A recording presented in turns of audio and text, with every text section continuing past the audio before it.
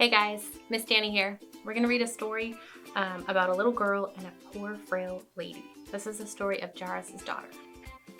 There was once a little girl who didn't get out of bed one morning, or the next, or the next. In fact, she didn't get out of bed for a whole month. She was very sick, and no one knew how to make her better. Jairus was her daddy, and he loved her. One day, he was sitting by her bed, holding her hand, wishing there was something he could. "I know," he said. He jumped to his feet, put on his coat, kissed his daughter, ran down the steps, past the servants, out of the house, through the gates, along the road, into the town, up the steps, and into the temple.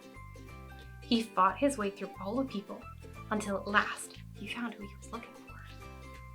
"Jesus," he said, falling at Jesus' feet. "My daughter," he pleaded, "please." But he didn't need to beg, because before he'd even finished speaking, Jesus reached out his hand and helped him up. "I'll come at once," Jesus said. Jairus' eyes filled with tears. Jesus was coming. It would be all right. In those days, of course, they didn't have ambulances, so they had to go by foot. Jesus' helpers knew that he would heal the sick girl, but they must hurry. If Jesus didn't get there soon, it would be too late. But everyone was in the way, hustling and bustling, jostling and pressing, pushing and shoving, squishing and squashing. The disciples ran ahead, forcing back the crowd. And suddenly, Jesus stopped. His friends looked back. What was he doing? "Who touched me?" Jesus asked, because he felt power go out of him. "Me," said a frail lady, looking down at the ground because she was ashamed. The poor lady had been sick for 12 years, and she had to get well.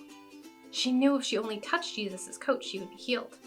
So she touched his coat, and instantly she was well. "We don't have time," Jesus' friends said. But Jesus always had time.